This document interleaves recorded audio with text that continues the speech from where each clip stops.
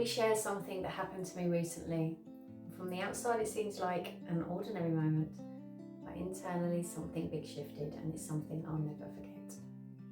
I was at a concert in a beautiful cathedral, and even though I had paid for the top tier ticket, I couldn't see the stage very well. I was surrounded by people and I was on my own, which is something I'm still learning to be comfortable with, so I wasn't feeling settled in my body.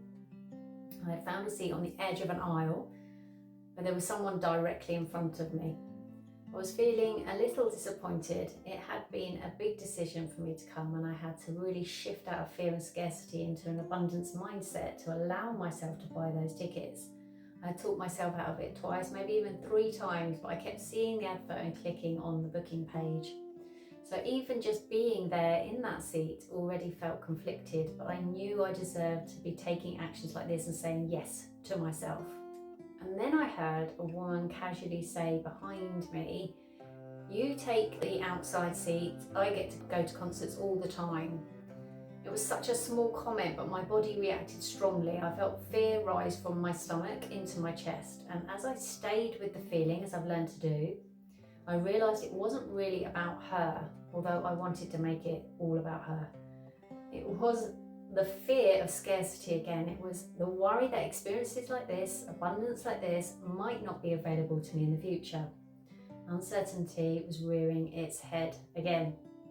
And even after paying for a top tier seat, my body was still telling me I didn't belong there, even though a part of me knew that I did. So instead of pushing that feeling away, I stayed present with it. I reminded myself of something I've been progressively practicing over the years, gently finding a better feeling thought.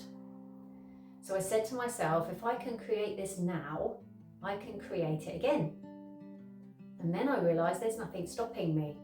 So then during the interval, something unexpected happened. A woman approached me.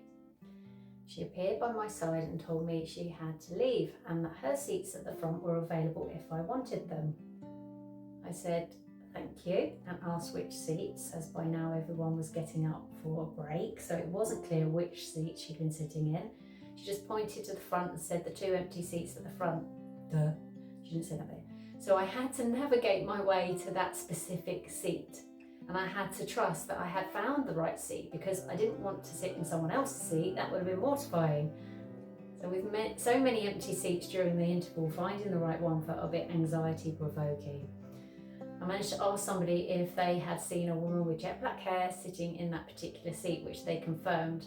And luckily I had seen very briefly this lady sitting in that seat earlier. So I had to breathe and just trust that I had not taken someone else's seat.